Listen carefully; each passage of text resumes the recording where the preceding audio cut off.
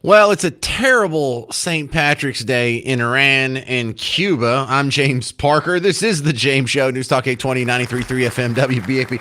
You ever think about that? Do they even do St. Patrick's Day in Iran? I mean, how many Irish people do they possibly have there? What about in Cuba? They've got to have like 4 or 5 there.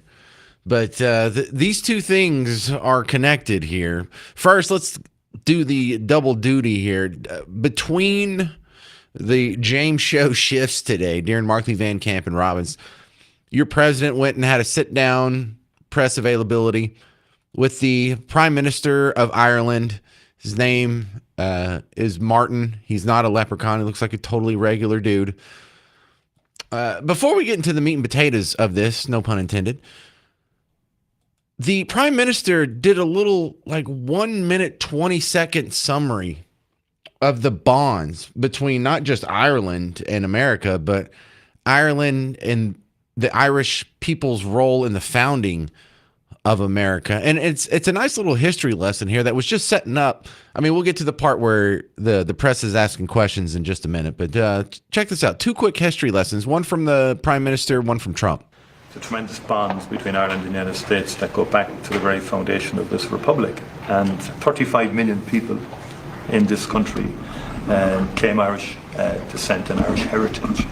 And I spent the first 2 days in Philadelphia, going back really into the heart of that history, and the fact that 3 Irish people born in the island of Ireland signed the Declaration of Independence. It was printed by an Irishman, John Dunlap, and disseminated across the colonies.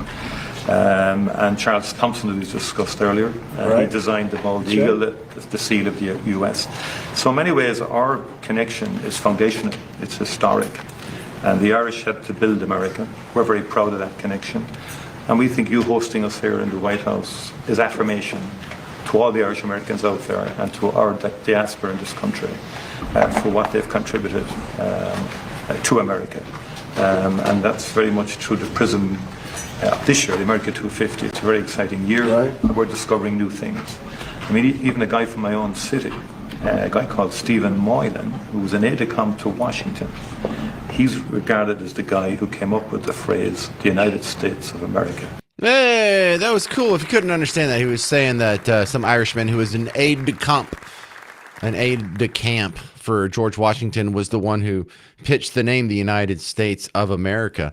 The name pitched by Ben Franklin, as I'm recalling from a documentary I was part of 20 years ago, he wanted it to be the United Colonies of North America. So just a slight change there. And then Trump brought up another history lesson that he was taught by the Irish Prime Minister Martin just earlier.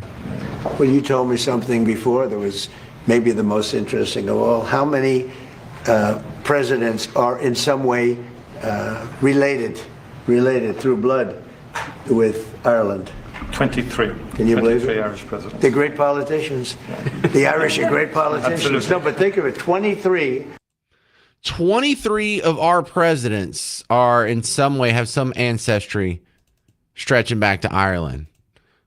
All right, so that's pretty cool. But you start to add all that together. Did you catch what all was going on there when he was saying that 3 of the signers of the Declaration of Independence were people who were born in Ireland?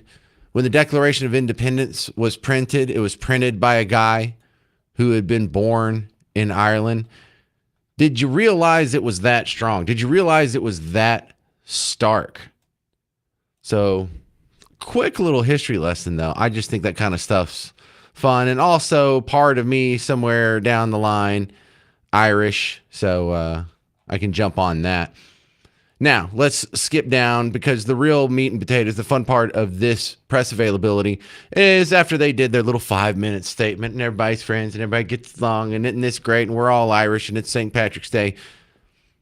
Donald Trump was asked a question about the Straits of Hormuz, and he immediately jumped on that as a chance to just go into Iran and the situation that's going on there in a broader sphere. So it's kind of a long answer, but this was the first meat and potatoes of the question session. What progress have you made, Mr. President, in getting America's allies to assist the U.S. in escorting those oil tankers through the Strait of Hormuz? Well, we don't need too much help, and we don't need any help, actually. In fact, we just put out a notice. I was watching over the last couple of weeks, and all of our NATO allies were very much in favor of what we did. They thought it was very important. We were just discussing it, actually. Very important that we take out the nuclear threat from Iran, and we've done that very strongly, very powerfully. We've wiped out their Navy, wiped out their military in every aspect. Their Air Force is now decimated. They have no Air Force, no Navy.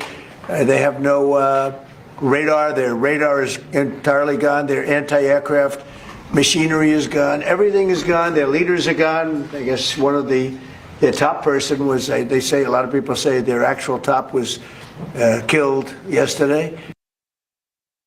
So that's a lot. The next part, he was bringing up the situation with NATO not really giving a lot of help. There's a few countries that said they may help with the Straits of Hormuz. There's a handful of our allies who said they're definitely not going to help, Germany, Australia. But you know what? We were there when y'all needed help with Ukraine. Where are you at this time? What's happening in Ukraine, we're probably in there for $400 billion. We don't spend any money anymore. They buy it from us and they pay full price. But Biden gave them between $350 and $400 billion of equipment and cash. Someday they'll have to find out about the cash. And you could say that wasn't a threat, you know, we're helping them. So we helped them and they didn't help us. And I think that's a very bad thing for NATO. Yeah, no kidding. That sounds like a pretty bum deal, doesn't it? Now, later he was asked about, will there be any repercussions on NATO? And, you know, not dissolving it or pulling out or something, but is there going to be any consequences for what feels kind of like a betrayal here? Are you rethinking the United States' relationship with NATO possibly giving out? Well, I'm disappointed in NATO that we spend trillions of dollars on NATO. Think of it, trillions over the years, many trillions of dollars. It's one of the reasons we have deficits and we help other countries. And when they don't help us, I mean, it's certainly something that we should think about. I don't need Congress for that decision. As you probably know, I can make that decision myself. I'd work with some very smart people. And I'd always deal with Congress anyway, but I don't need Congress for that decision. But, you know, when you say rethink, I have nothing currently in mind, but I will say that I'm not exactly thrilled when we help them with Ukraine. Look, Ukraine would have been over in one day if we didn't help. Frankly, Ukraine would have been over in the first day. They had the best equipment in the world. It was our equipment given by Sleepy Joe Biden. No charge, no charge. Hundreds of billions of dollars of the best equipment in the world, no charge. I will say that I'm not happy about it. Mr. President. All right, coming up next on the James Show, you're going to hear Trump is asked about his exit theory on Iran, and does he see the U.S. as being the world police again? Also, there's been a blackout in Cuba since last night. How long is that going to last? In fact, that's the rhetorical question. That can't last very long. 800-288-9227. I'm James Parker on News Talk 820 and 93.3 FM WBAP.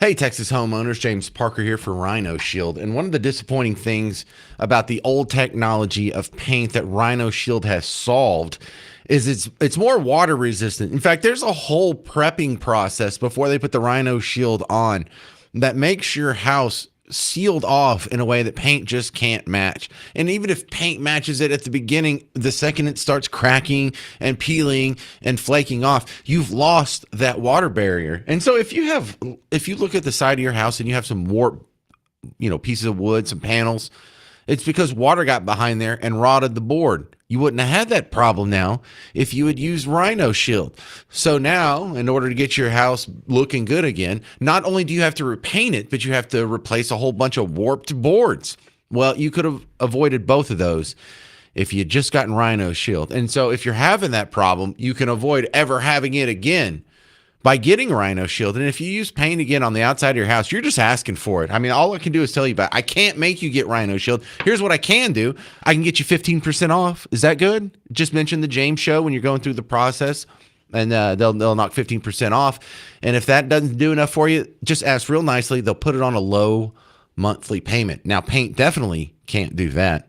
Go to rhinoshielddfw.com.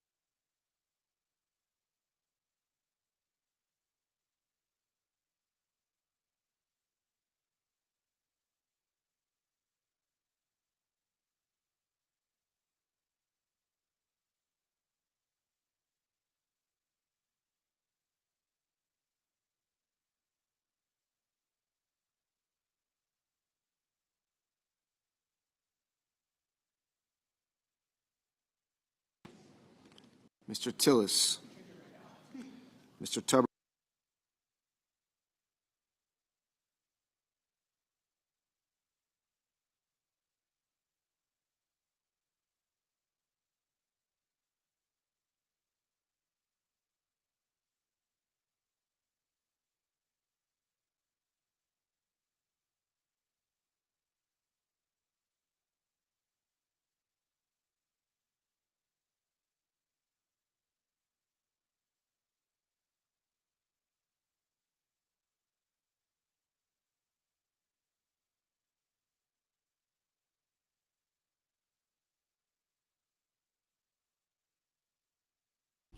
Ugh. So Iran now, Cuba next. I'm James Parker, News Talk 820 93.3 FM WBAP. Your home for Markley, Van Camp, and Robbins, three funny guys with stories you won't hear anywhere else. Just as an aside before I jump into this whole Cuba situation, just to let you know, I am keeping an eye on what's going on the Senate floor right now. They're supposed to be voting on the SAVE Act at some point, so they're doing a roll call, and I mean, they're not getting a whole lot done here. And the guys are just trickling in, but I have a monitor on, and I got Garrett to put a baby monitor in there earlier. Yeah, he went all the way up to the Senate and came back. So I've got an audio feed. Mr. Thune, See that? Yeah, they're just doing roll call. So if the Save Act vote comes down during the James show, oh, I'll be all over that. But Donald Trump was asked earlier today a couple of other interesting points about the situation within Iran and the fact that what is the exit theory here, Trump? One of your advisors, David Sachs, said the other week that the U.S. should, quote, declare victory and get out of the Iran war. He also warned that if the conflict escalates, Israel may contemplate the use of a nuclear weapon. Has he shared that assessment with you? No, yes. And Israel wouldn't do that. Israel would never do that. And there's a theory. You've pounded them to hell, and you can just leave now, and it'll take 10 years for them to build back not nearly what they have right now. And I guess that's another theory. But we want to have it ended so that another president doesn't have. Look, for 47 years, no president was willing to do what I'm doing, and they should have done it a long time ago. It would have been a lot easier. There's no president that wanted to do it.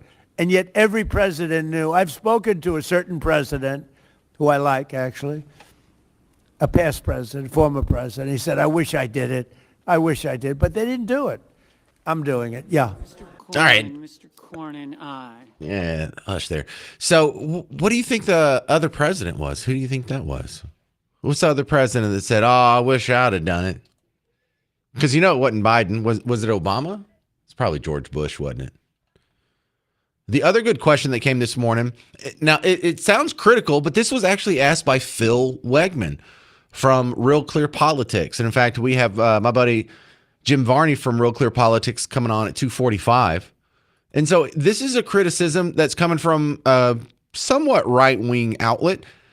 And the question is there any concern about the criticism that the United States is becoming the world's police again? If the United States is working to secure the Strait of Hormuz for the benefit of other countries like China, and our allies aren't yet stepping up to your standard, is the United States getting back to being the world's policeman? Look, the United States should not be very much involved. They can on a certain basis. They've been doing it for a long time. But I've always said, if you look back years ago, I said, why aren't we being reimbursed? These are the richest countries in the world.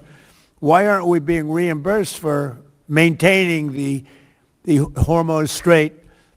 And why aren't we being reimbursed for that? I've said that for years. You can go back. They reported on it yesterday. I've been saying a lot of things about the Straits. Number one, I said it's the one advantage they have. But that's a suicidal advantage because they kill themselves more than they kill the rest of the world. And there are things you can do with time. There are other things you can do. But I think we're going to have the situation straightened out pretty quickly. And I think we're going to have some good help. And I think we're going to be disappointed in some nations too. And look, that's the sort of caricature that they were making fun of in Team America, that it, Team America World Police. Do you remember the...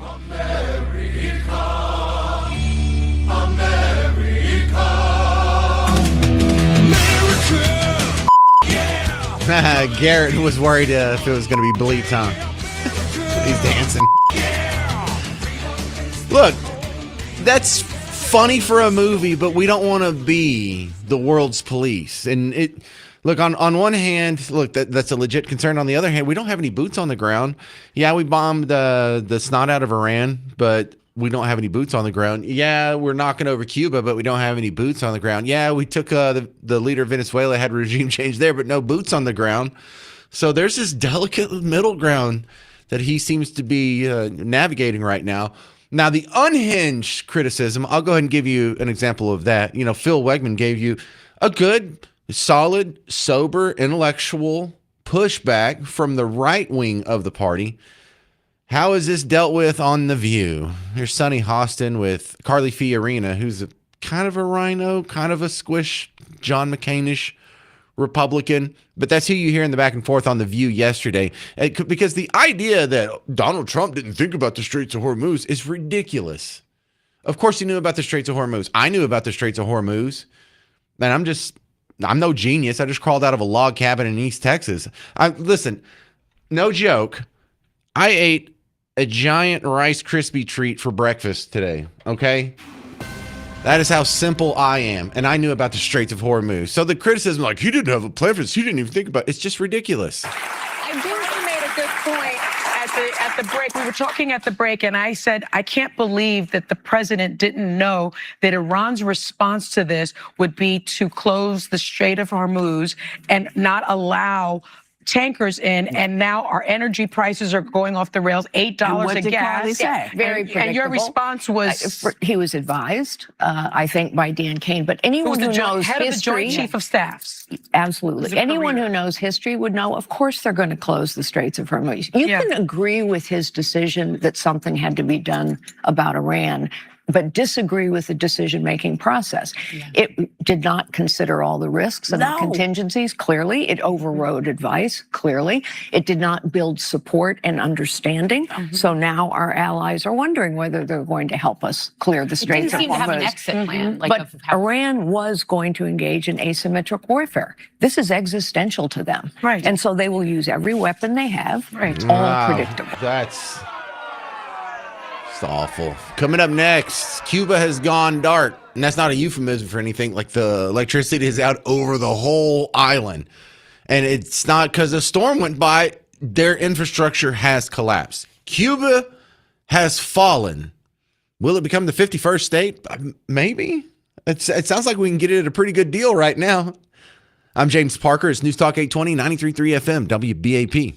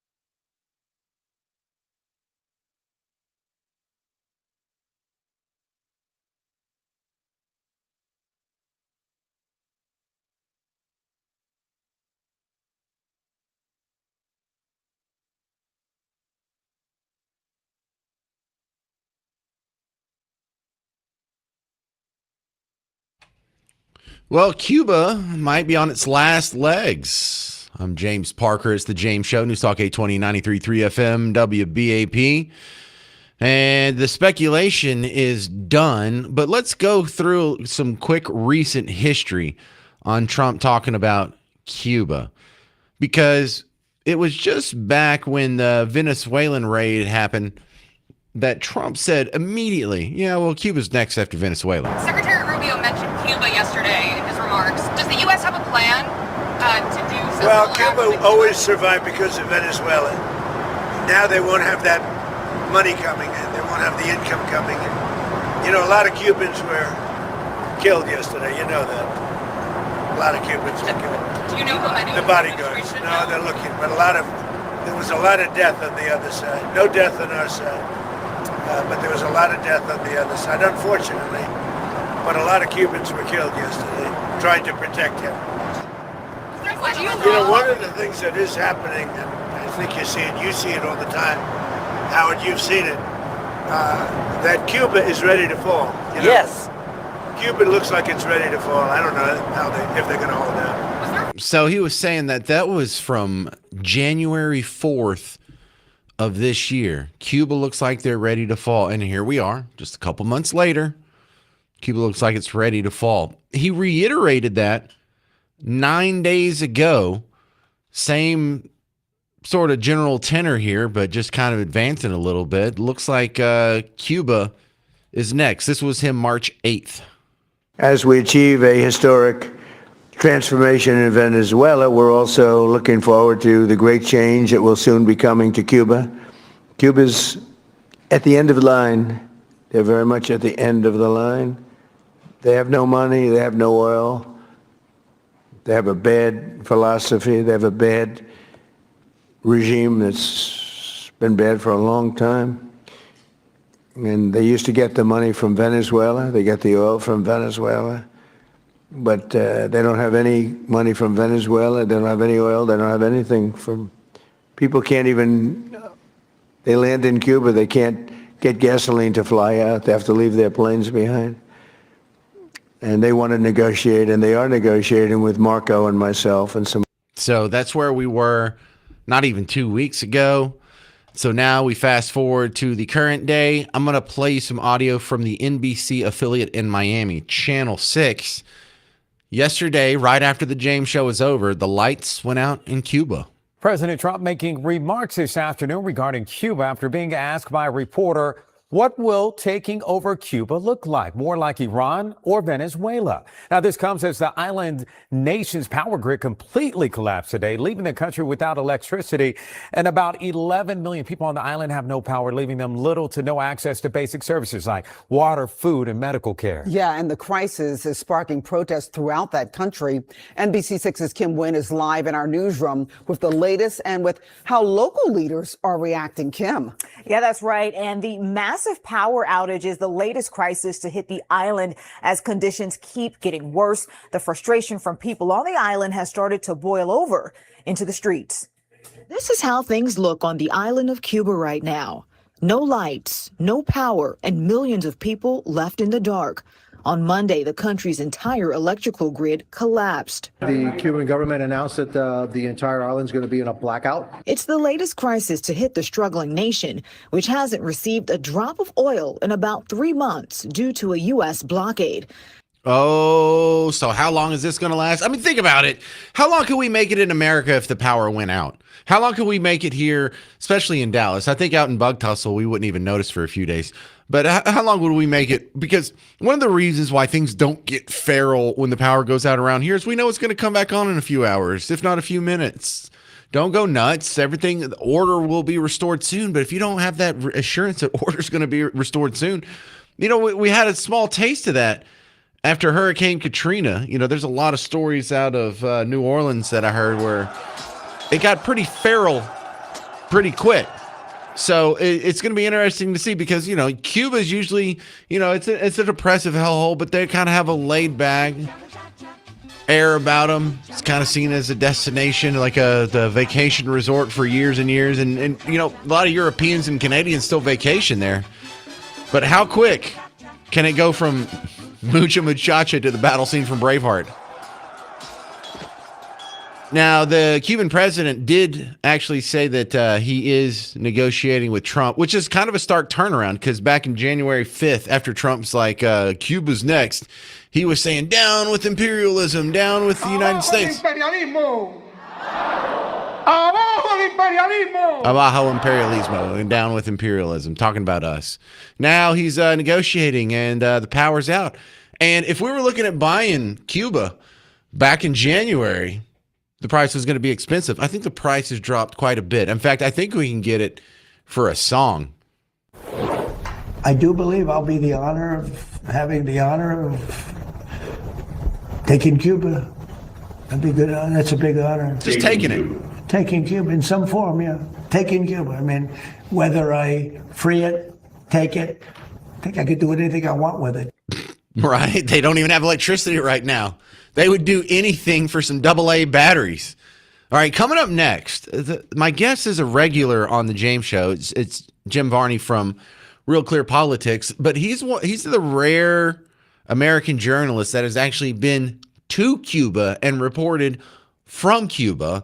And we'll get his take on this situation because this is all connected. Cuba, Venezuela, Iran, you know it. 800-288-9227. But you'll hear from a guy who saw it firsthand next on The James Show. News Talk 820, 93.3 FM, WBAP.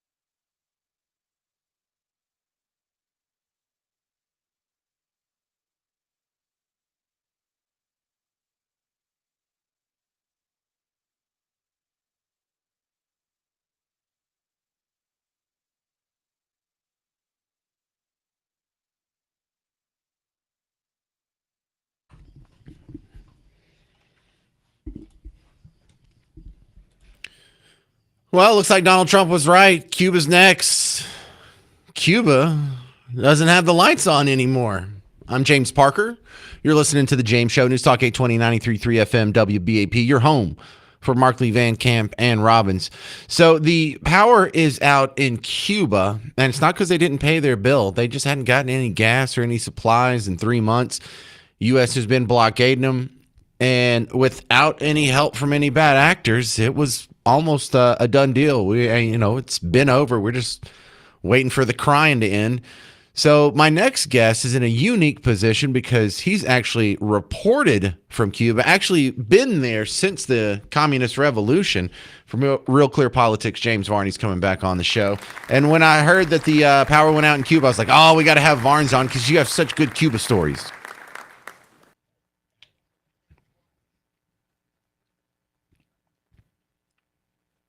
Man, you're old. You're older than me. I know. I'm just giving you a hard time.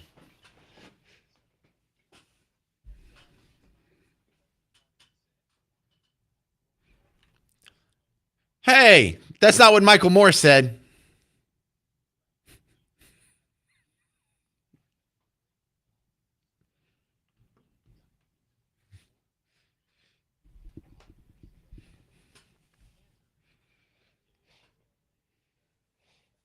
Shut up.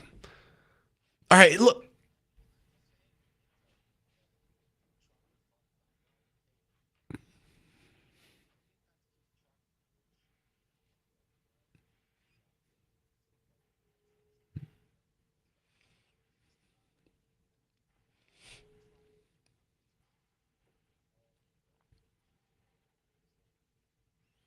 But okay, I think here's the scenario where he's like, I want to take it. Why can't it have a similar status to Puerto Rico, where it's a commonwealth or whatever you want to call it, where it's not a state, but we still provide for, the common defense and it's a part of America and they get American citizenship. And I mean, is there some sort of middle ground?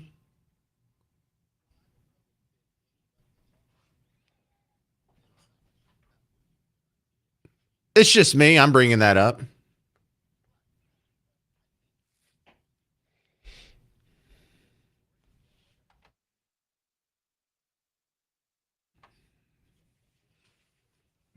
Right, but yeah, but what would Cuba would vote Republican. That would be the counterbalance to Puerto Rico. Eh?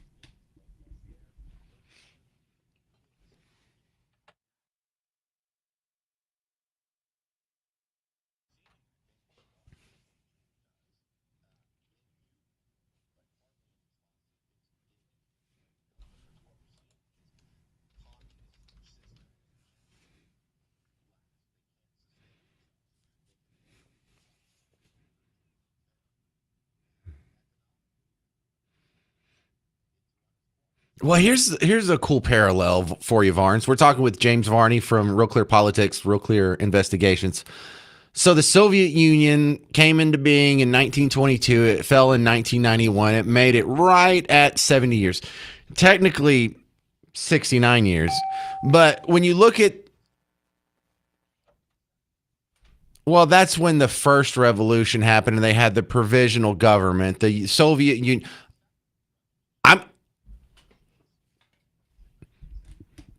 Okay. Well, Wikipedia says it started in 1922, and Wikipedia is never wrong. Yes. That's what I'm saying. Look, quit being so nitpicky because the age of the Soviet Union is looking like it's going to match the age of Cuba because the Cuban Revolution, what was that, 1959? And then here it is, not quite 70 years later, and it's collapsing. So it seems like communism sort of has an age limit.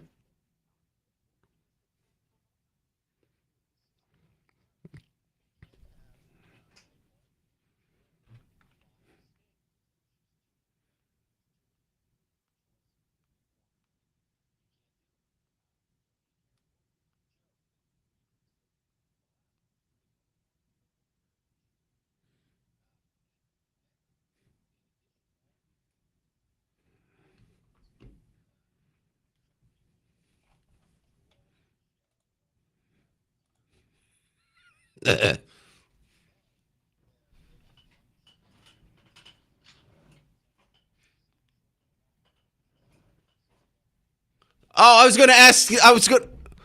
Tell the taxi story because I was going to tell you to tell the taxi cab driver story. You know, specifically with the milk part, but in with the milk part.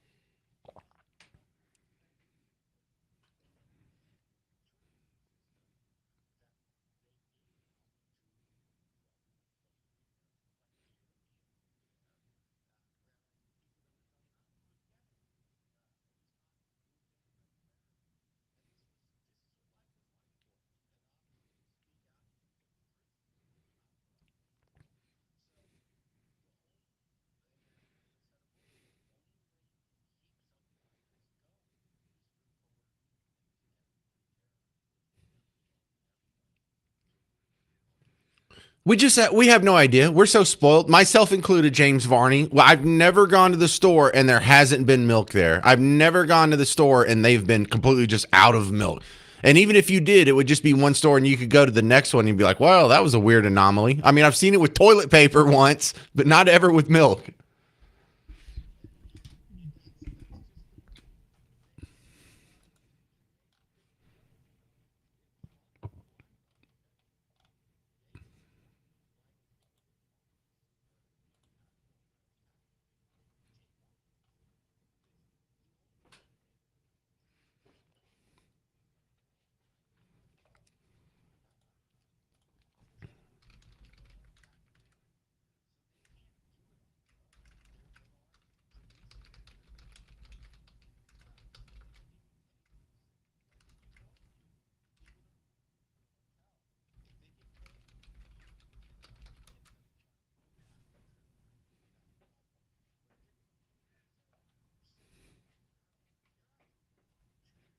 Mm-hmm.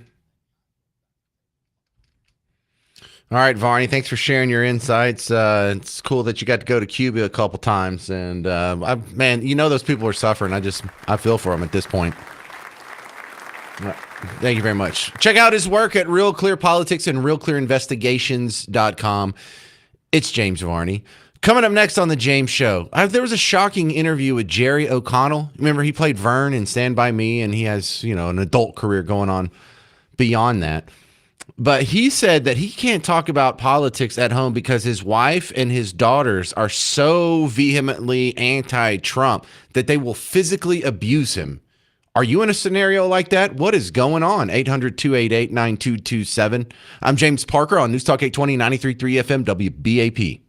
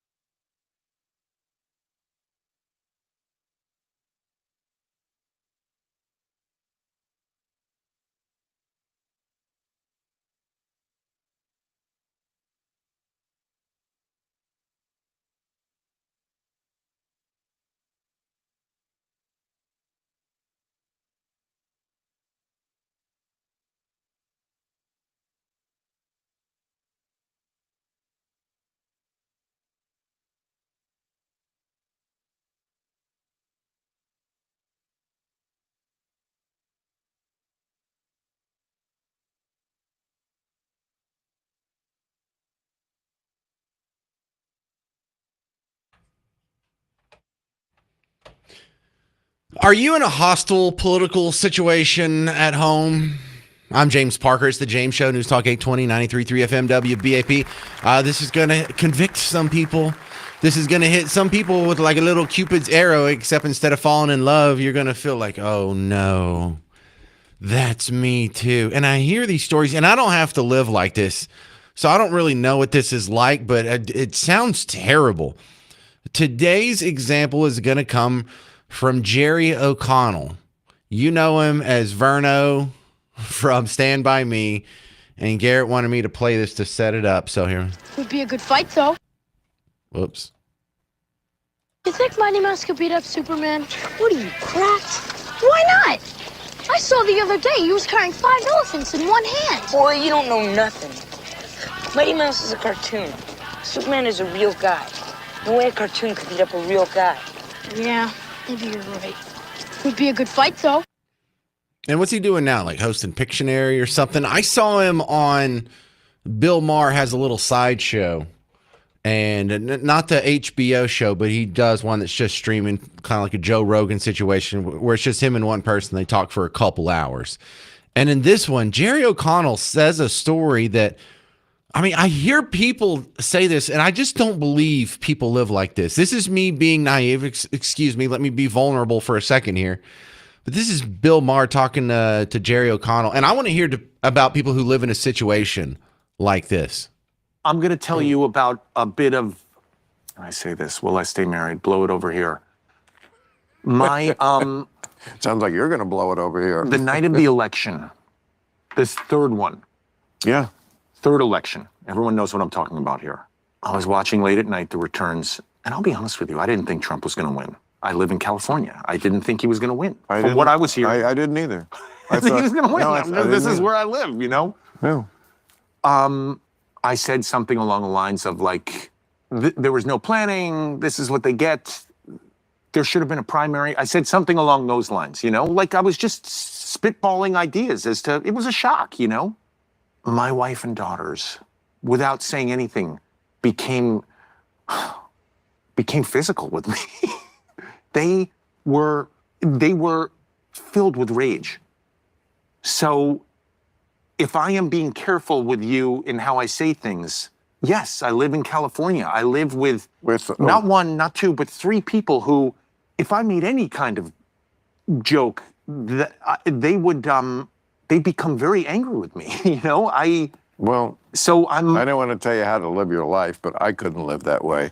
I would, whatever household or whatever situation I'm in, I say what I truly think, and if it makes you angry, I'm sorry, we'll have to work that out. Well, it makes. But I am not going to tuck my tail between my legs and just shut the up. This is what you were dealing with when you were a child. Just sit there and don't say anything. Yeah, sit on your hands. But what happened to Rob Reiner? More of that, Jerry. More of that. Yeah. All right, so I don't have this problem. Myself and Miss Parker don't agree on everything, but we agree on most things.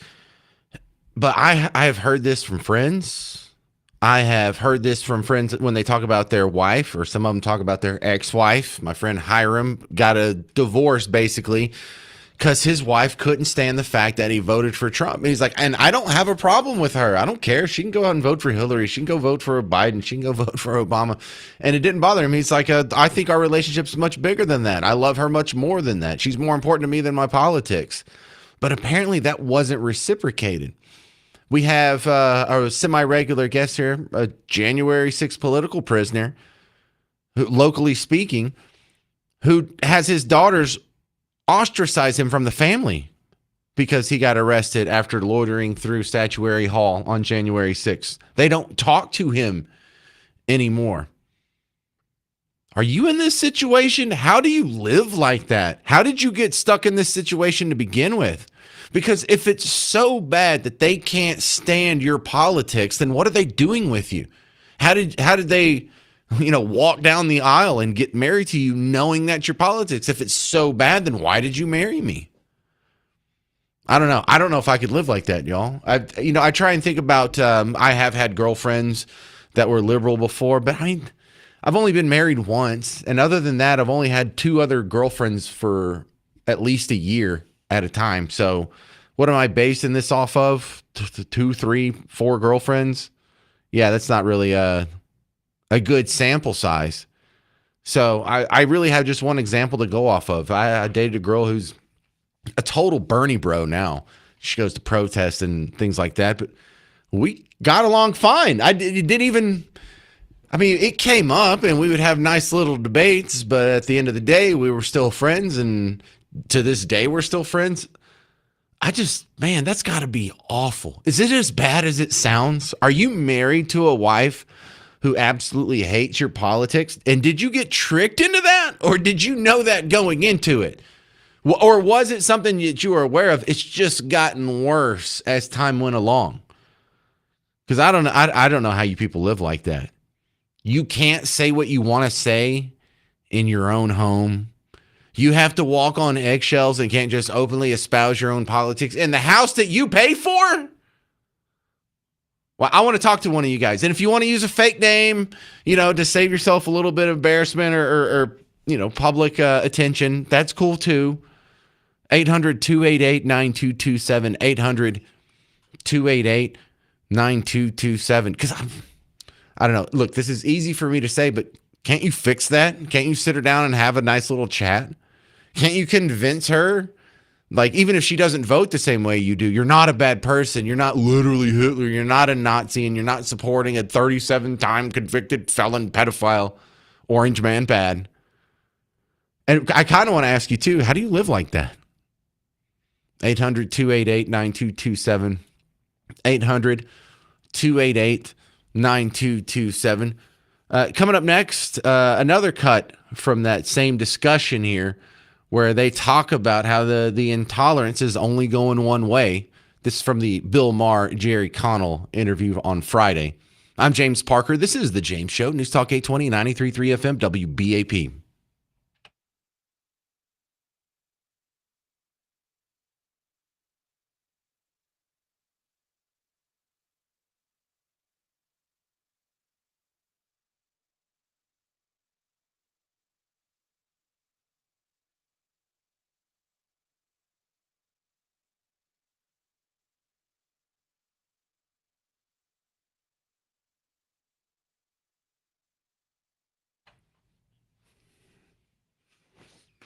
So have you been watching a little bit of extra college basketball so you're ready for the big tournament? I don't blame you. You can take advantage of that knowledge with the Prize Picks app. And also, look, you don't have to do all the homework. You can let somebody else do the homework, and then they can share their picks on social media, and you can coattail off the wisdom of people who spent a whole lot more time than you did studying up their college basketball, make the same money. James Parker here for the Prize Picks app. If you're new to Prize Picks, it's America's #1 daily fantasy sports app. It's different than traditional fantasy sports where you make a roster and you have to live with that throughout the season with minor changes here and there. No, this is something where you can make a different lineup every day. In fact, I've made multiple lineups on the same day. I've made multiple lineups for the same football game before. And it's different. You just pick 2 to 6 players. You look at a stat that looks a little bit off to you. You pick more or less on that. And then they do all kinds of features. They have the max discount promotions. They have the ability to stack the same player up to 3 times in the same lineup. You can take advantage of their early payout features. There's all kinds of good stuff. So download the Prize Picks app. Use promo code WBAP. Get $50 in lineups with your first $5 lineup. Download Prize Picks. Use promo code WBAP. Get $50 in lineups with your first $5 lineup. Prize Picks. It's good to be right.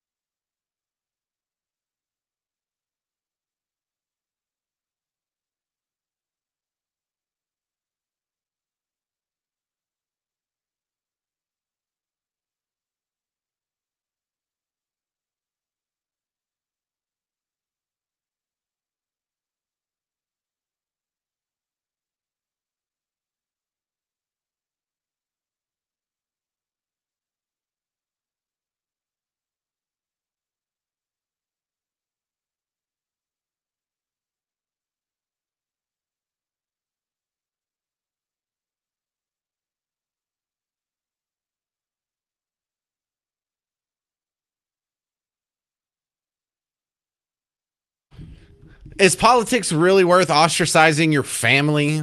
I'm James Parker, News Talk 820, 93.3 FM WBAP. You're home for Markley, Van Camp, and Robbins. And they've talked about this. In fact, I think they played that same Bill Maher clip that I played. You might have heard it already on WBAP.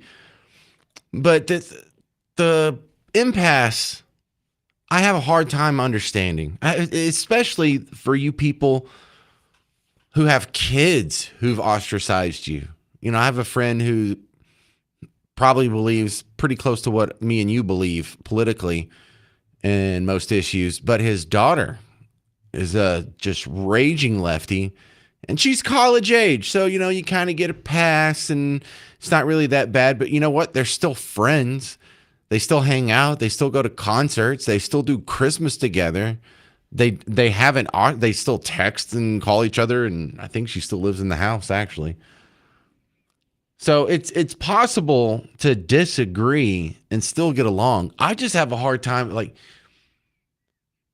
isn't that more of a cult behavior where you leave your family for the group, and your identity in this new group is more important than the people who not only gave birth to you, but fed you and clothed you and took care of you and took you to school and took you to soccer practice or volleyball practice or whatever practice, and took you to the doctor when you were sick and bought you all those great Christmas presents and did all those favors for you and spent all this money on you, and politics comes between you and that.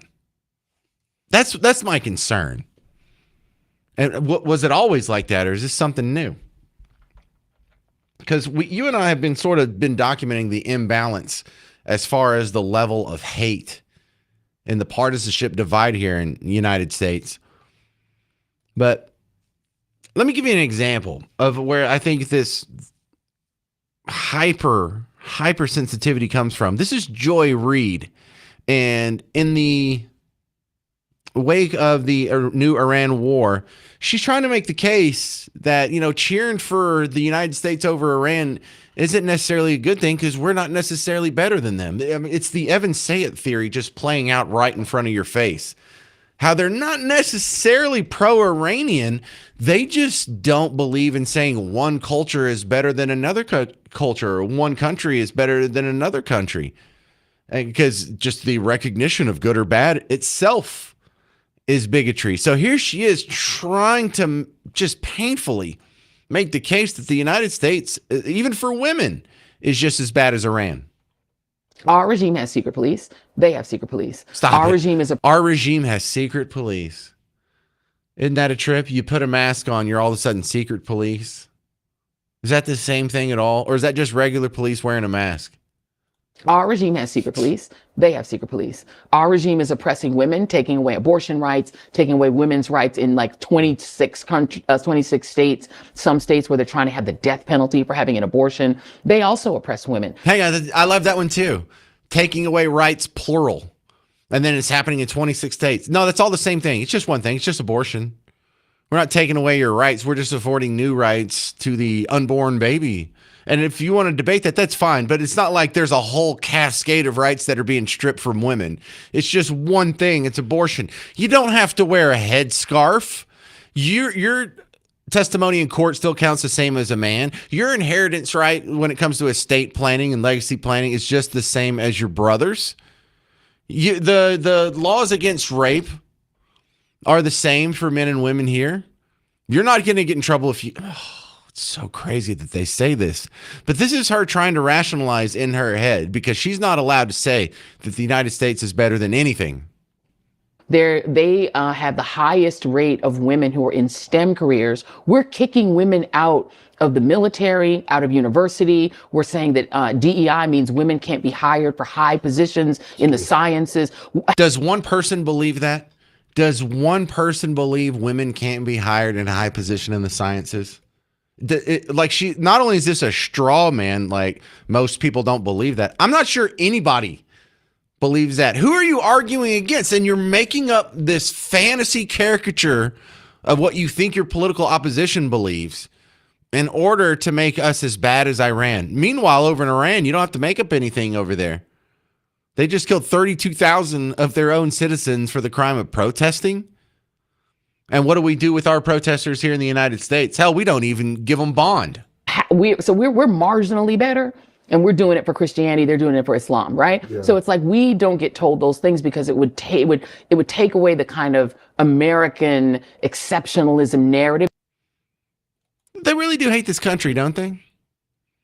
But then there's two kinds of reactions here that you see. There's the angry attack where a friend of the show, Alex Stein, and he was doing a project with TPUSA, Charlie Kirk's outfit, Turning Point.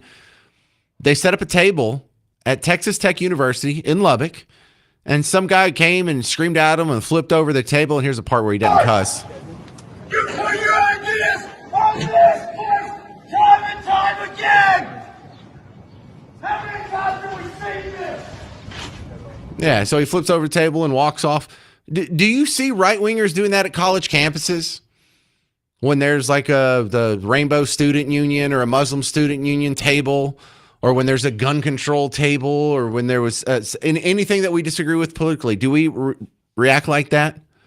And then there's the more smiley, but still kind of evil and hateful approach that you hear. Like, this is a viral video. This one came to a lot of people's attention here in North Texas because there's a teacher in the Fort Worth ISD who had clicked like on this video and a bunch of other just really crazy, hateful stuff. And she's teaching your kids. Listen to this. I'll be so happy when it happens. I won't wake up with so much dread. I don't wish ill on other people I don't like, but good God, I'll be relieved when he is dead. Nice. Don't gotta be assassination or any other violent crime. I guess I'm asking for a favor up above, cause dear Lord, don't you agree it might be time, yeah. Maybe a cardiovascular event would be spectacular. Maybe he would choke on some beans. Maybe he would die from embarrassment after shitting his pants on TV. But that's not how it'll happen. The evil live a long, long while. Can we agree that he's a devil incarnate and we need to release the Epstein files? I'll be so happy when it happens. I'll skip and jump and shout, hooray! It could be anything like birth with monosepsis. I don't know. I hope he dies today. Yeah, y'all are really the party of love, aren't you? Remember, you got told at the Super Bowl halftime show the only thing that can defeat hate is love. Yeah, a lot of love over there. Y'all are really loving. Coming up next, the Senate is moving on to the voter ID and citizenship requirements bill. You'll hear some of that live on The James Show. News Talk 820, 93.3 FM, WBAP.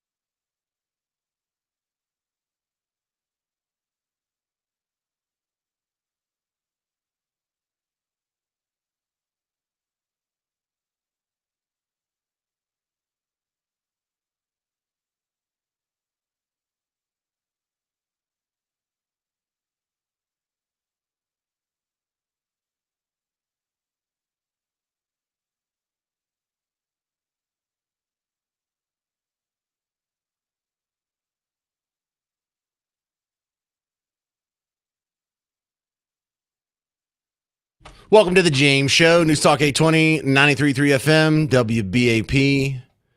I am your host, James Parker.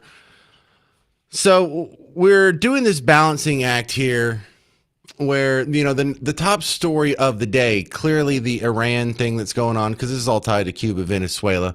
But I've kept the second eye on this debate that's going on in the Senate because the SAVE Act is something that it's not specific to today, but you and I are marveling here how a piece of legislation this popular isn't just flying through the House and the Senate. Just as a reminder, 85% of all Americans want this. 95% of Republicans want this. 70-something percent, I think it's 76% of Democrats want voter ID. And the fact that the Democrats are blocking it, shame on them. The fact that the Republicans are blocking it, even worse. What the heck is going on? If the overwhelming majority of both of your parties want it, then why are both of the parties dragging their feet on this? It's almost like neither one of them want it. It's almost like if you're an incumbent, if you're in the machine, if you're just a cog in the machine of power, you don't want this. That makes me want it even worse. So Ted Cruz got up, and he's still speaking on the Senate floor. I'm going to play about the first minute and a half of this, and you'll kind of get where this is going. But we've just voted to open debate. Now we're looking for what's called the cloture vote, and this is the one. The next vote is what we need 60 votes on. But here is your senator from the great state of Texas, Ted Cruz, right now on the floor of the Senate. The senator from Texas. Mr. President, later this year, American citizens across the country will exercise one of their most valuable and sacred rights, the right to vote. A right that has been hard-earned and fought for from the founding generation of our republic to today. And how was the right to self-government, the right to vote, secured? It was secured by American colonists who rejected the royal edict and hurtled tea into Boston Harbor, declaring no taxation without representation. It was secured by ordinary men who seized their muskets and fired the shot heard round the world at Lexington and Concord. It was secured by Continental troops who marched to the fields of Saratoga and the coastline of Yorktown, repeating those immortal words of Patrick Henry, "Give me liberty or give me death." For nearly 250 years, Americans have cast their votes for leaders at every level, from local officials to state representatives to the President of the United States. Every member of this body is here today because we were elected fairly and honestly and given a mandate by our constituents to serve them here in Washington and to protect the liberties and freedoms our founders fought to preserve. You know, he sounds so good doing that, and this is why I don't think I could be a senator. I don't think I could do that. For one thing I've realized by hanging out with so many politicians over the years to doing talk radio is what he just did there is a small part of his job. You know what most of their job is most of the time? It's terrible. It's fundraising. You know how awful that is? To run around and have to go to these events and these dinners and do some speaking engagement and try and raise a whole bunch of money and glad hand with the people and meet a bunch of people. And you're like, I thought I'd be running a country. I thought I'd be doing statecraft. Benjamin Franklin didn't have to do this. George Washington didn't have to do this. So my disdain for fundraising is one thing.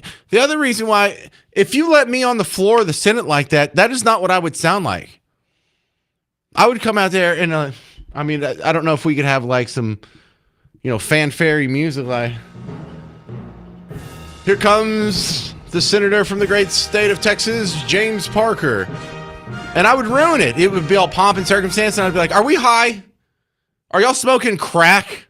85% of the country wants this bill. This is supposed to be a democracy. Where's all you threat to democracy nerds at a time like this? What are you scared of if we have voter ID at the polls? Do any of y'all have any evidence that this would disenfranchise people? Because they passed a law like this in Alabama in 2011, and voter turnout among disenfranchised minorities actually went up, geniuses. See, I couldn't do it. I couldn't be that nice. I couldn't be that cordial. Because when I sit down at a fancy dinner, I don't even know which fork to use. I don't know this game. I don't want to know this game. It all looks real effeminate and dishonest, kind of evil, kind of ugly. Why? I don't know. On one hand, it bothers me when Fetterman shows up and he's wearing a hoodie, and I'm like, man, can't you have a little bit of decorum? Can't you put on like something nicer? Can't you show a little respect for the office? And then other times, I just have no respect for. At a time like this, 85% of the country wants this, and this is a hairline vote just to start debate. We're not going to get to 60. I don't know how we get to 60 if it only passed, 51-48 to start the debate. I don't think this is going to pass. I think the only reason they're letting us do the debate on it right now is to waste time to make it look like they're doing a theater. Because the Democrat voters don't want this because everything Donald Trump wants is bad, and they don't have to convince their people to support what is just kind of a brain-dead obvious law that most countries have. In fact, most states in America have something similar to this. Or is there wild, disenfranchised married women in states where they have this law? No. But the Republicans at least have to act like they do it, and they're going to go out there and they're going to say their little 5-minute speeches here. I mean, you heard Ted Cruz. He sounds great. Means nothing if you don't have the votes. In fact, none of these debates ever mean anything. Everyone already knows how they're going to vote, and no one's going to change their mind based on what people say or don't say in these debates. This is all a show. This is like what's going on with the city hall in Dallas. That's all for show. They already have the plan laid out. They already know that they're going to vacate city hall and demolish it and hand it over for a stadium. They're just going through all this rigmarole so you don't see that it was a sweetheart deal. They're just going through all this rigmarole in the debates for the SAVE Act. So that looks like, well, we tried. Well, if you just go and donate more money to the Republican Party and vote for us even harder next time, maybe we'll get it done. We just need a bigger majority. That's it. We just need more votes.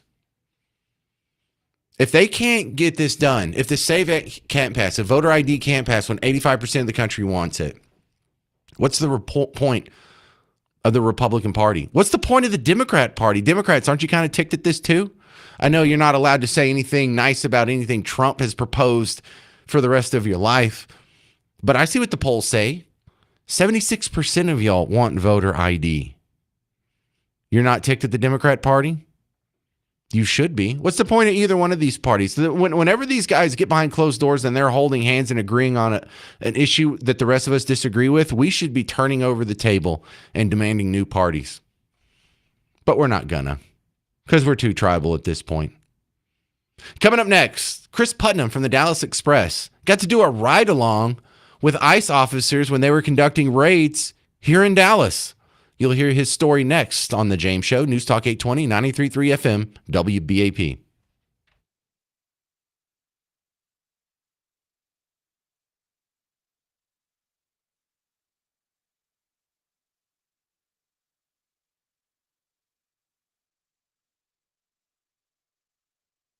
The freedoms that we continue to defend. And while no single ballot in isolation may seem decisive, together, the votes of the American people shape the course of our nation and the course of history. But it is worth remembering that our voting system did not begin as it exists today. When this nation was founded, the right to vote was limited, and over time, through debate, sacrifice, a bloody civil war, and constitutional amendment, the right to vote was quite properly expanded. The 15th Amendment prohibited denying the vote based on race. The 19th Amendment guaranteed women the right to vote. And the 26th Amendment lowered the voting age to 18.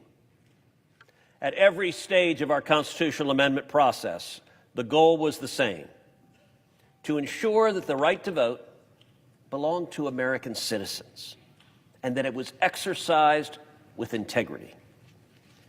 And while our system has evolved, one principle has remained constant. Elections reflect the will of the American people. For a right so sacred, for a privilege so hard fought, it is shocking, it is tragic, how neglected and vulnerable the protection of our elections has become. That is why I'm here today on this very floor, urging the members of this body to pass the Save America Act. It says that when you register to vote in a federal election, you must provide proof that you are a citizen of the United States, and you must provide photo ID to vote. In simple terms, that's it. This is not some radical, politicized, or weaponized piece of legislation designed to restrict Americans from voting. It is a common sense measure that protects the integrity of our elections by ensuring that American citizens and only American citizens are voting in them. Legitimacy in a democracy rests on two pillars. First, the mechanical integrity of the system to produce a valid result, and second, the public's confidence in that system. If either one fails, the system falters. If both fail, the system collapses. A system that cannot be trusted is a system that cannot govern. If you look around the world, between 2/3 and 3/4 of countries require some form of identification to vote. Why? Because it safeguards the integrity of their elections and reinforces public trust in their system. So it begs the question, why hasn't the United States fully embraced this standard?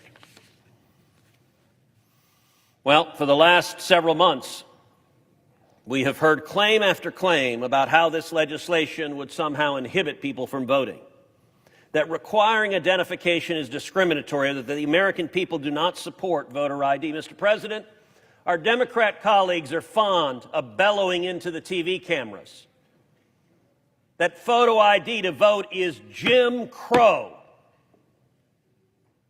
They tell us with mock earnestness. Now, I will admit, our Democrat colleagues should be experts in Jim Crow, because it was Democrat politicians who passed the Jim Crow laws. It was Democrat politicians who founded the Ku Klux Klan. It was Democrat politicians for decade after decade who enforced discrimination. Democrat colleagues.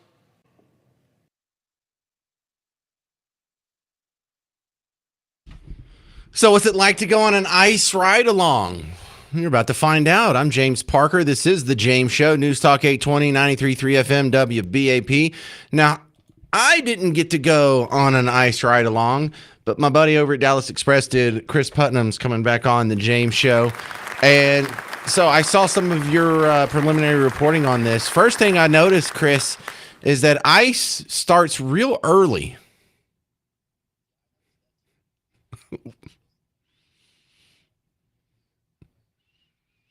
You had to be there at 4 a.m. Okay.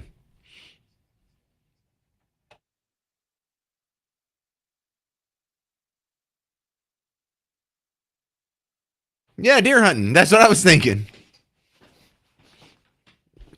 All right. So what's the briefing like? They go in and they're like, hey, we're just going to start pulling over random people of color and harassing them and maybe breaking apart some families. Go.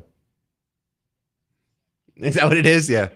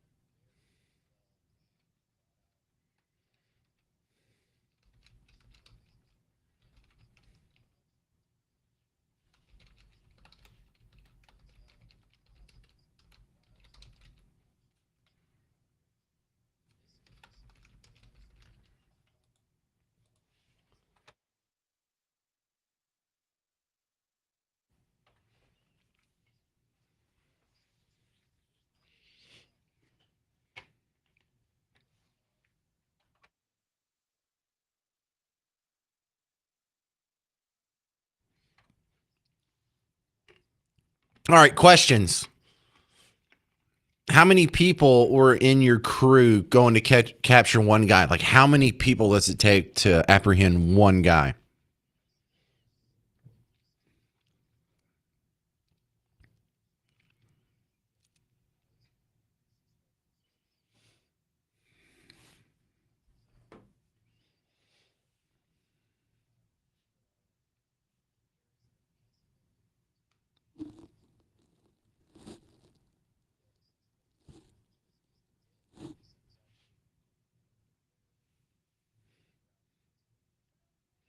Okay.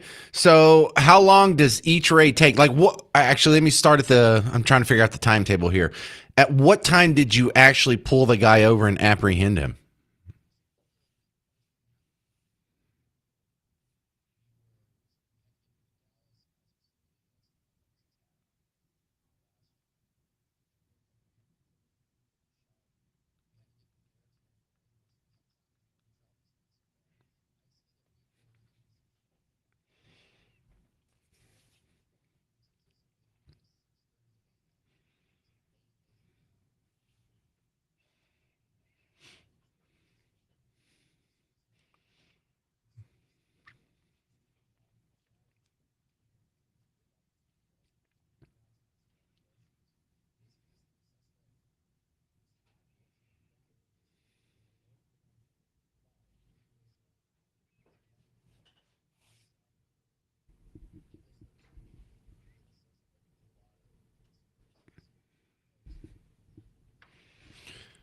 Well, Chris, Sonny Hostin in The View will tell you that illegal immigrants are less likely to commit crime than native born Americans. So, we shouldn't be going after these guys.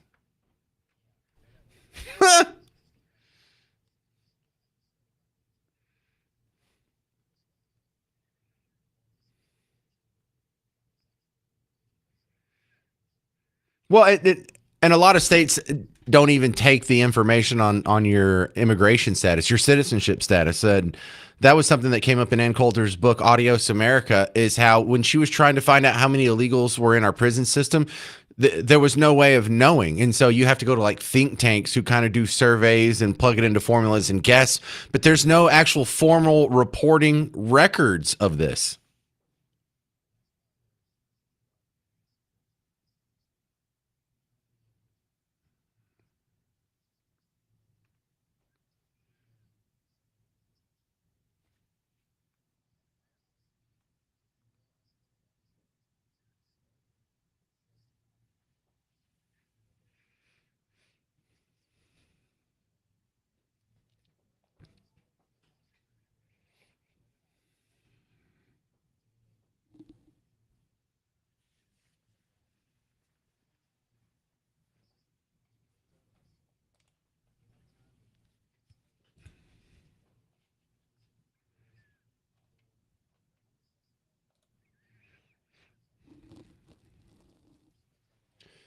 All right, hang on a second. I'm going to hit pause on Chris Putnam from the Dallas Express here. He's telling us about his ride along with ICE here in Dallas. We'll get the rest of his story coming up. Right now, I'm supposed to remind you that your spring break headquarters is Moody Gardens on Galveston Island. Take the 5-story ropes course. There's a zip line as well, championship golf, a newly renovated hotel. And you can head to moodygardens.org for more information, or if you want a chance to win tickets and be qualified for the grand prize of a hotel stay and a round of golf, you can text the same number you call in on. Text the word GARDENS, GARDENS, GARDENS, to 800-288-9227. 800-288-9227. All right, we'll continue with Chris Putnam's Ice Ride Along story next on The James Show. News Talk 820, 93.3 FM, WBAP.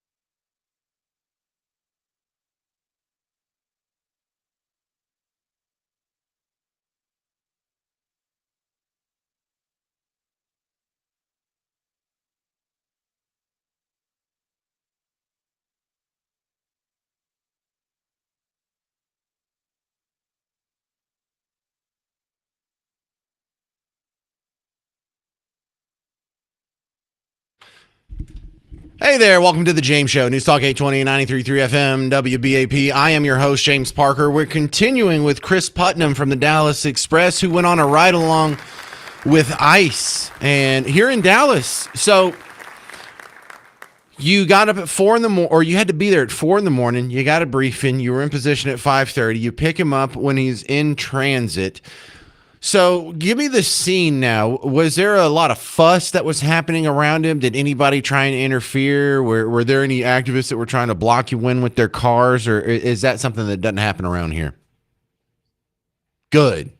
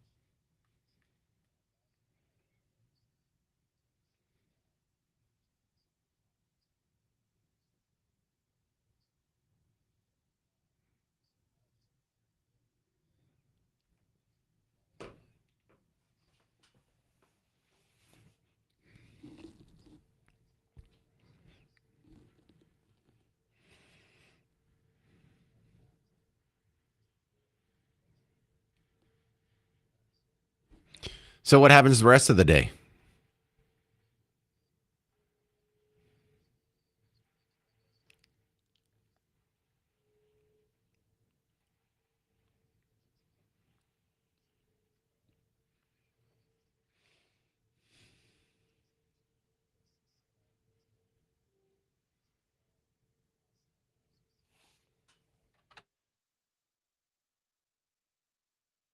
That's so annoying.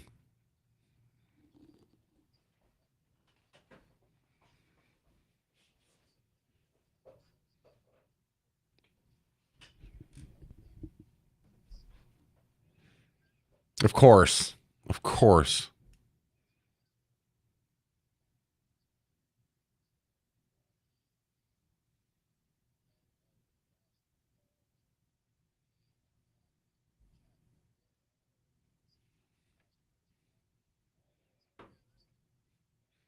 Okay, so here's my concern. You got 10 guys and they can pick up 2 or 3 people a day.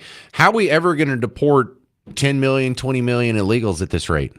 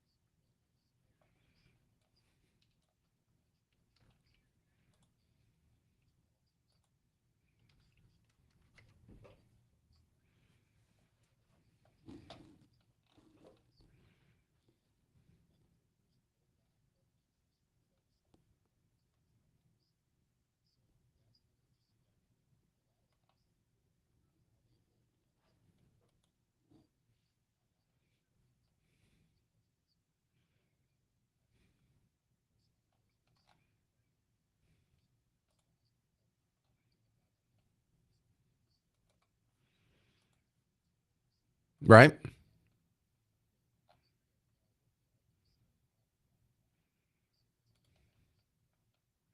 That's so annoying. All right, so you met some of these ICE officers. I think I have a pretty polarizing job. This sounds fun on the radio, but out in the real world, I'm kind of cautious of who I, you know, tell my profession. New people, you don't know if it's going to be one of the crazies. You could be talking to the next Rosie O'Donnell, and I don't want to tell them I'm a talk radio host because then they'll say, "What station?" I'll say WBAP, and then I'm a Nazi, right? So I imagine for ICE officers, the polarization must be even worse.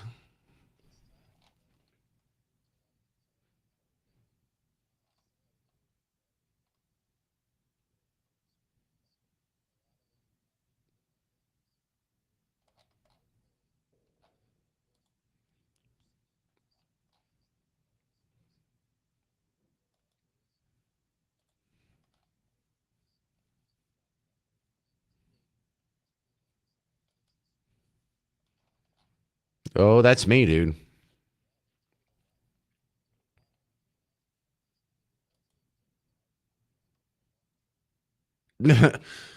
Man, I have been there. Just like a quick example here. When my oldest kid was in kindergarten, I was on an evening show. So I wasn't at work when school was on. So I was one of the homeroom moms. It was me and this other lady.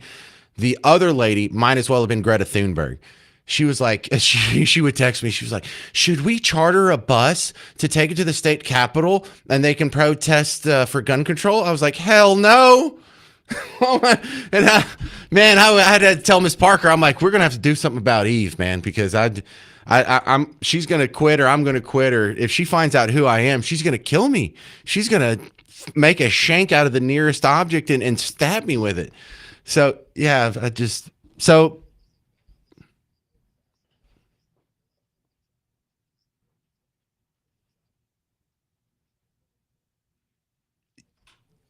Oh, absolutely. Now here's the one thing that if I was in your position.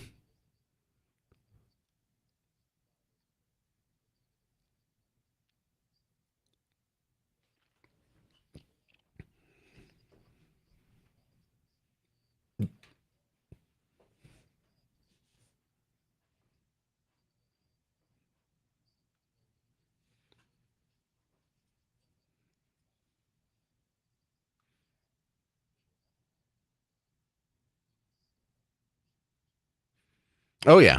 Well, that's going to do it for our time. Where can we find more on your ride along experience with ICE, Chris Putnam?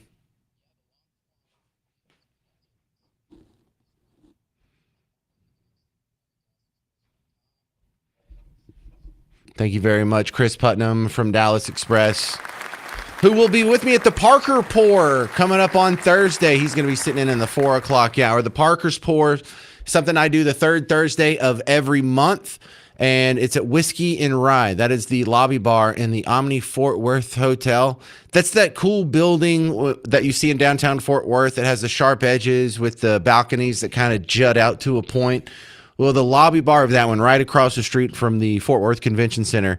It's a fantastic little place where I'm going to do a live show from 2 to 5. So I'll be out there. You can see me. You can meet some of my regular guests. Putnam will be there. I think Kaylee Campbell's going to be there, and we'll bring in some other people who are regulars on the show. And then after the live show, you're going to hang out for a happy hour, and I am going to host for you 2 rounds of trivia, one at 5:30, one at 6:30. I have prizes for both rounds and a prize for whoever wins the both of them. So come on out. I would love to meet you, shake your hand, and you can judge me based on my appearance at Whiskey and Rye. It's the Parker's Pour this Thursday. Coming up next, Caleb Jasso. He's a foreign affairs analyst, and we're going to talk about the latest situation with Iran and Cuba and Venezuela and how this is all connected. I'm James Parker. It's The James Show on News Talk 820, 93.3 FM WBAP.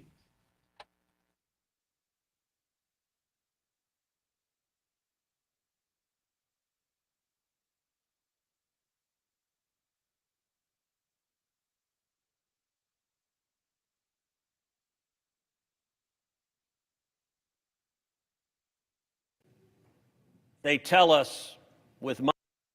And that's why these 3 titles belong together, because this amendment is more than a list of 80-20 issues that the American people are demanding. The Save America Act is the defense of the elementary truths on which Republican life, small r, still depends.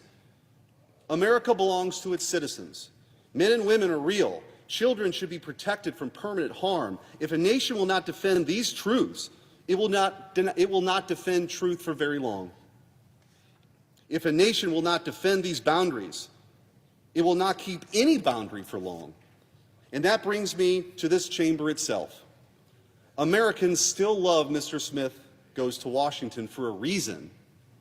They love it because they still want to believe something about this institution. They want to believe that the Senate, a uniquely American invention, can be used for the common good. They still want to believe that conviction can defeat cynicism. They want to believe that a man can come here and fight for his country rather than merely manage its decline. Well, here's our chance to prove that hope is not foolish. The Senate is not a museum. It is not a visiting angels retirement village for proceduralism. It is not here merely to confirm nominees, pass omnibuses, and fund the legislative achievements of long dead men while the living nation loses confidence in its own government. The United States Senate is here to legislate in defense of the American people. The Senate is here to draw lines. The Senate is here to make judgments. The Senate is here to govern. So the question for this chamber is really simple. Are we here to govern or merely preside? Are we here to act for the people or simply explain why action is impossible? Are we here to use power rightly or merely to congratulate ourselves for the restraint while the country pays the price? Because the stakes here are plain. We see distrust in elections. We see the collapse of moral clarity. We're seeing girls told to accept injustices as progress. We're seeing children offered up to the altar of extreme ideology. We're seeing a governing class that refuses to draw any line until the line has already been erased. And republics don't usually fall in one dramatic stroke. They weaken when truth is no longer defended. They weaken when citizenship is diluted. They weaken when institutions lose the will to govern.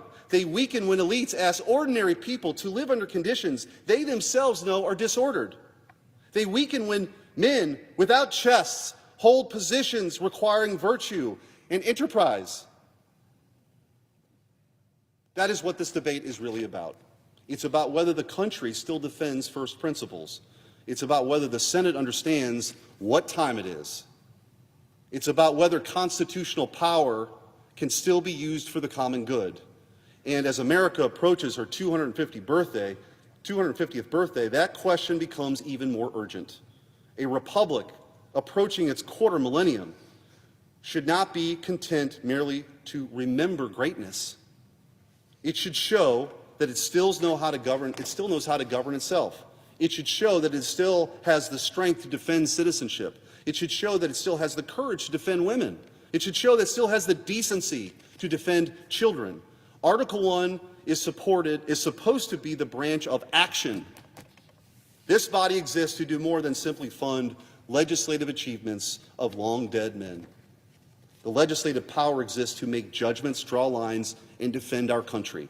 The Senate should prove that it still understands that duty. So pass this bill to restore integrity to federal elections. Pass this bill to defend women and girls. Pass this bill to protect kids. Pass this bill to show the American people that we can still act in the defense of the American people. Pass this bill because these are common sense reforms. Pass this bill because Americans are tired of being told that their most basic moral instincts are somehow beyond the pale. Pass this bill because a nation serious about the future doesn't apologize for governing itself. Pass this bill because America at 250 should be more than some commemoration. It should be a renewal. The age of excuses should end. The era of drift should end. The Senate should act. And all right, quick news update. The head of the Revolutionary Guards Force has now been confirmed dead, according to the AP. I'm James Parker. You're listening to The James Show, News Talk 820, 93.3 FM, WBAP. My next guest is going to help get you a little more attuned to how this is going to affect your gas prices. For one thing, Caleb Jasso's back on, Institute for Energy Research. And thanks for coming back on, Caleb. The Straits of Hormuz seems to be getting a lot of attention and is getting the blame for why our gas prices have gone up 70% over the last month. How bad is it going to be? How long will this last? Two impossible questions to start with, but go.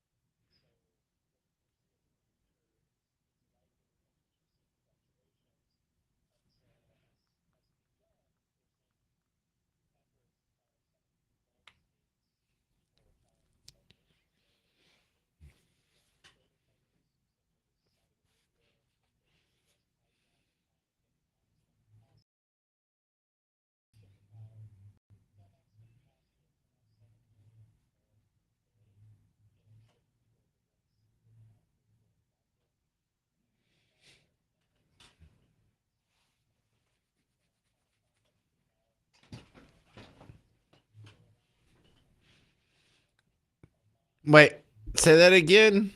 There's a pipeline that goes under goes around the Straits of Hormuz.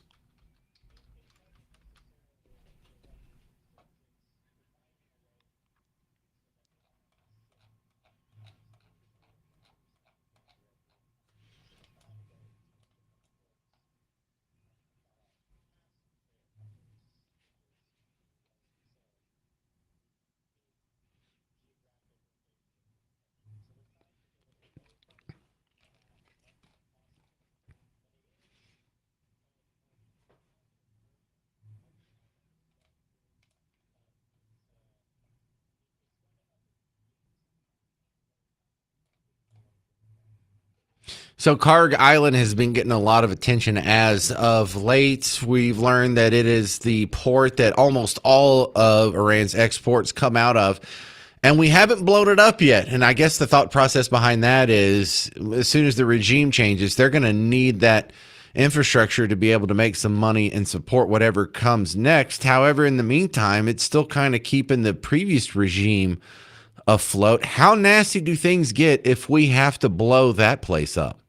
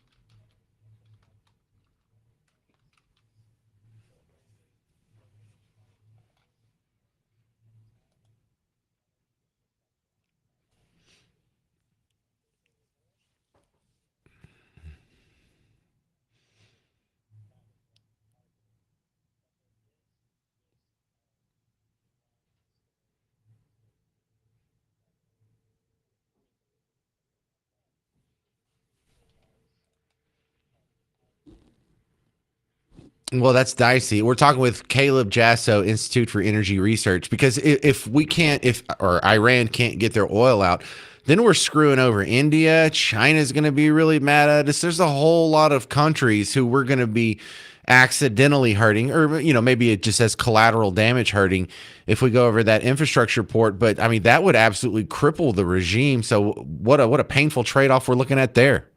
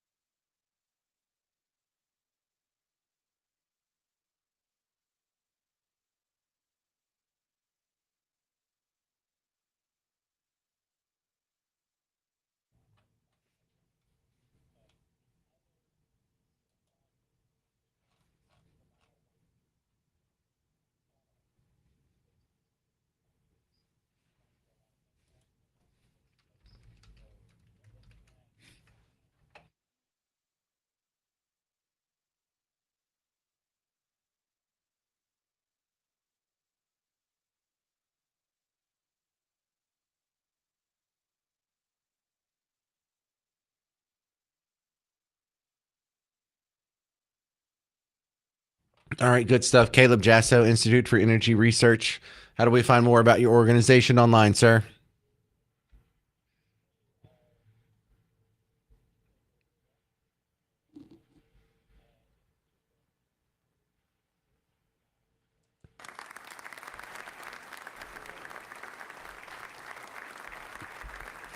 Thank you very much, Caleb Jasso. Coming up next on the James Show, we're going to do a little bit of research here. Like, there's going to be a history lesson, but it's going to be things that are overlap with what's going on right now. Number one, what the founding fathers talking about some of the same issues we're dealing with today. But also, when I'm playing this for you, there's going to be a clip from Common Sense and a couple clips from the Federalist Papers. I just want you to understand this is what we talk about when we talk about being able to read and write on a 12th grade level. We talk about how your TV shows are written at a 3rd to 4th grade level. Your politicians usually speak at a 7th to 8th grade level. Donald Trump included. That's not the pejorative to anybody. It's just you don't want to talk over the heads of most of America, and most of America went to public schools. So if you speak anything more complex than that, your message isn't going to get out. But there's that's the two aspects we're going to pick up next on the James Show. A history lesson from the founding fathers that applies to today's headlines. That's next on News Talk 820, 93.3 FM, WBAP.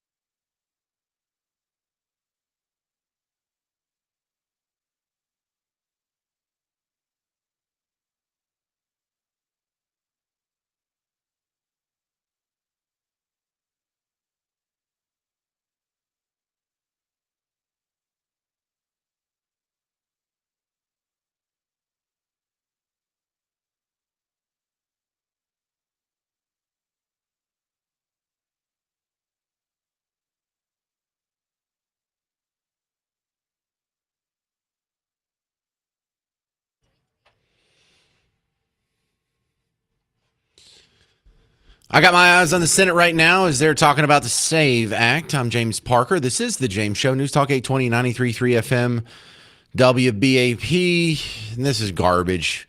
Because what's going on right now is they're all getting their little time to speak here. We're doing the debates, and everyone's getting their couple of minutes in. And this is worthless. This is absolutely worthless. This is such a waste of time. Let's just do the votes. We don't need to do the debates. No one's going to change their mind. Everybody already knows how they're going to vote. Just call the damn vote. Because here's what's going on. Here's what are we doing about some this senator, crisis and trying Democrat. to address it? What are we doing to drive down the costs that the American people are demanding that we take on? What are we doing to make it easier for Americans to pay their bills and to be able to provide for their families? Oh, stop it. What does that have to do with the SAVE Act? Nothing at all. So this is a time waster. The first real hurdle we're going to see is if the filibuster is going to be a speaking filibuster or a non-speaking filibuster. I might have an answer for you before the end of the show. I don't think I'm going to have an answer for you on whether or not it passes because I don't, the Democrats don't want it to pass. I don't think the establishment Republicans want it to pass, and they're just looking for an excuse to throw in the towel and snatch defeat from the jaws of victory here. And I think they might say, well, it's a filibuster, can't do anything. I guess we'll just close the session. No, make them talk. So I have them open on another window here. I'll keep an eye on these punks for you. I've got 30 minutes left, and I'll watch them all the way through to the end of the show. Now, let's go to a little bit of a history lesson here.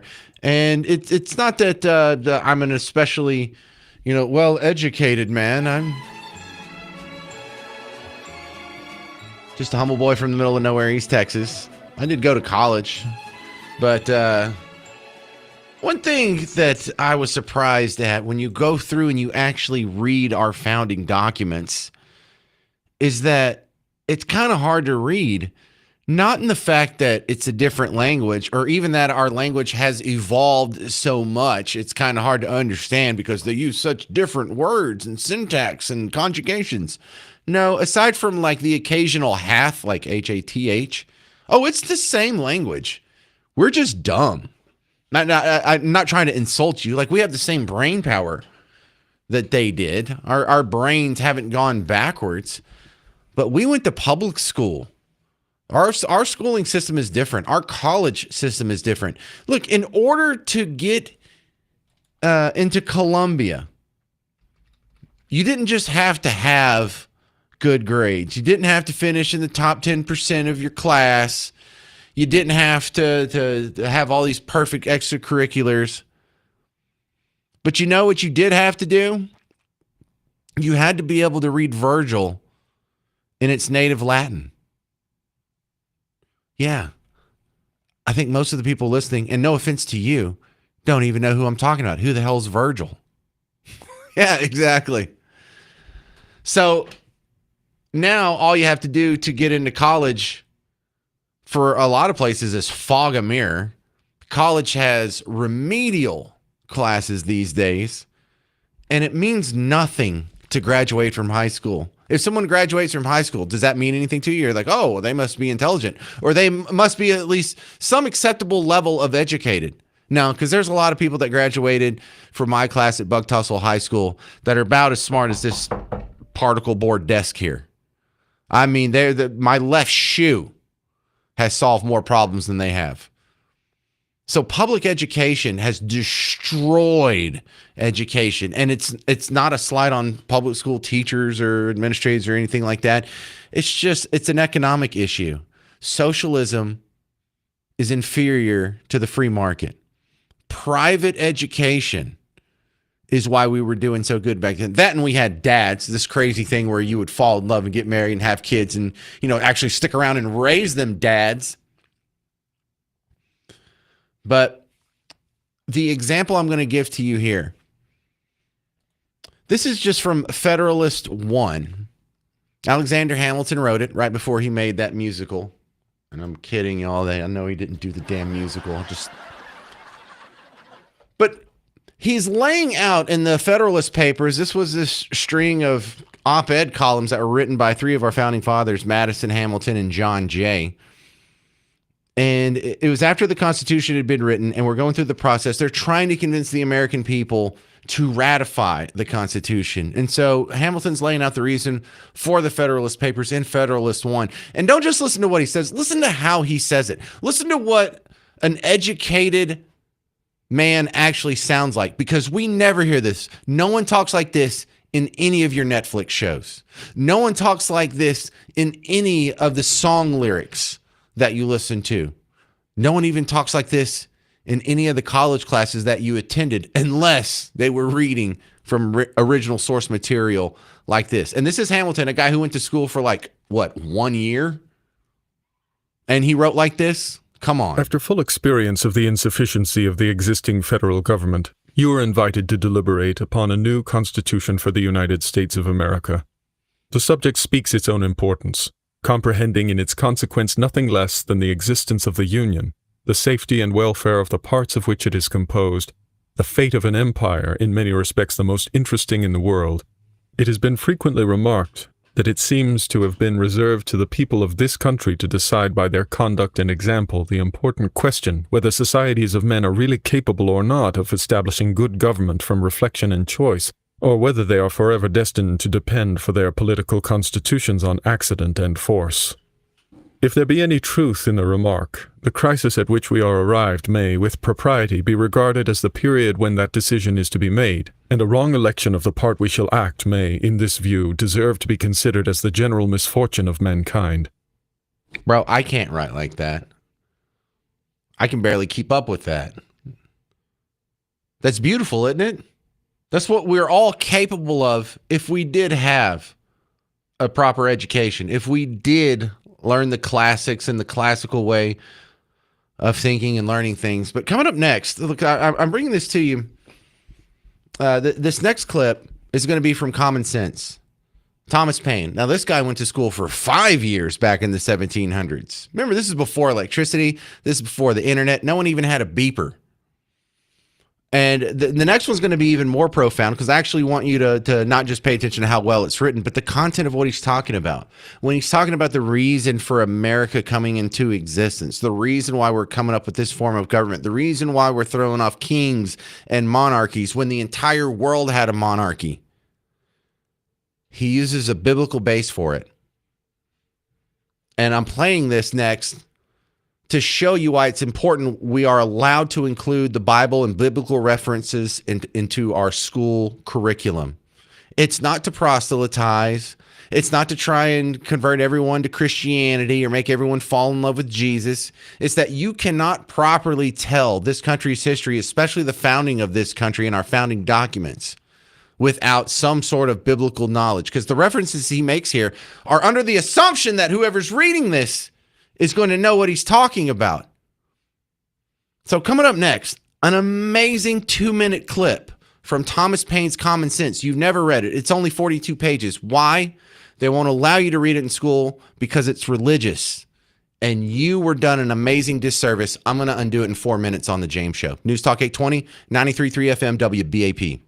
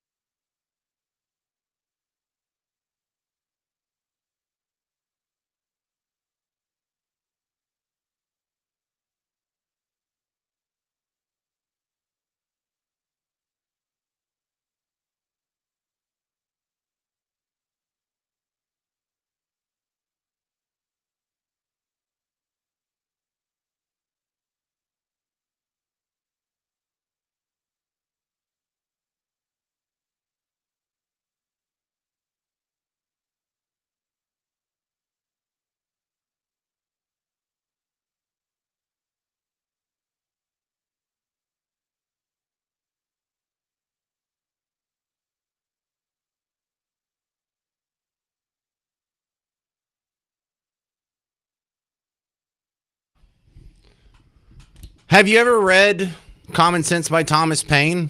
Why not? I'm James Parker. It's The James Show, News Talk 820, 93.3 FM, WBAP. Your home for Markley, Van Camp, and Robbins. And I've heard them talk about how the school system is dumber now than it was for them, and it's probably dumber than it was for us than it was for the generations before us. And it's been on a downward trend ever since. And you can point to the exact time when the standards started to decline, and that's when we started this terrible, failed, embarrassing experiment of public schools. And I don't know how many times we have to bang our head against the wall of socialism before we realize that free markets are better. Private education is better. We need to get rid of public schools. I don't know if everyone's ready for that conversation just yet, but let me give you an example here. Thomas Paine's Common Sense is the final nudge that the American people needed to be ready for revolution, to throw off monarchies, because we weren't asking for a small thing. We weren't asking for let's split off and make our own king. We were like, let's split off and do something that no one has ever done in your entire life. You've never seen this, because in their time, in their frame of reference, the whole world has kings. There's no such thing as a government that's not run by kings. So it sounds like the founding fathers were just talking about fantasy, but the founding fathers knew. They knew about Rome. They knew about Athens. They knew about the brief experiments with first pure democracy and then this thing the Romans did called a republic. And to sell it to the American people, Thomas Paine has a pamphlet, and it's only 42 pages long. It's not long. But remember, as high level and as intelligent and complex as his language is, this was written in a way that was supposed to be and was understood by even country farm folk. People who spent most of their days behind some donkey yanking a plow around were able to understand this. Y'all, we think we're smarter now. We think that they were a bunch of bumbling idiots because, they thought the earth was flat or whatever. They believed in ghosts. Have you ever written anything this smart? The other part about this is that this is why you're about to learn why you never were allowed to read Common Sense. Because Thomas Paine is making many Bible references in here. And if you're going to understand this, you're going to have to explain some of these references. So stick with me for 2 minutes. I know you've got a little bit of an attention span, but here's a clip from Common Sense that talks about why we've got to get rid of anarchy, and it's based on the Bible. Government by kings was first introduced into the world by the heathens, from whom the children of Israel copied the custom. It was the most prosperous invention the devil ever set on foot for the promotion of idolatry. The heathens paid divine honors to their deceased kings, and the Christian world hath improved on the plan by doing the same to their living ones. How impious is the title of sacred majesty applied to the worm, who in the midst of his splendor is crumbling into dust. As the exalting one man so greatly above the rest cannot be justified on the equal rights of nature, so neither can it be defended on the authority of Scripture. For the will of the Almighty, as declared by Gideon and the prophet Samuel, expressly disapproves of government by kings. All anti-monarchical parts of Scripture have been very smoothly glossed over in monarchical governments, but they undoubtedly merit the attention of countries which have their governments yet to form. Render unto Caesar the things which are Caesar's is the Scripture doctrine of courts, yet it is no support of monarchical government, for the Jews at that time were without a king, and in a state of vassalage to the Romans. Now 3,000 years passed away from the Mosaic account of the creation till the Jews under the national delusion requested a king. Till then their form of government, except in extraordinary cases where the Almighty interposed, was a kind of republic administered by a judge and the elders of the tribes. Kings they had none, and it was held sinful to acknowledge any being under that title but the Lord of hosts. And when a man seriously reflects on the idolatrous homage which is paid to the persons of kings, he need not wonder that the Almighty, ever jealous of his honor, should disapprove of which so impiously invades the prerogative of heaven. Monarchy is ranked in Scripture as one of the sins of the Jews, for which a curse in reserve is denounced against them. The history of that transaction is worth attending to. The motivating pamphlet for the American Revolution based their argument on the Old Testament. That's why you were never allowed to learn the real truth about the founding of this country. It's too Christian for them to handle. Thank you very much for hanging out on The James Show. The Mark Levin Show is coming up next. I'm James Parker. It's News Talk 820, 93.3 FM, WBAP.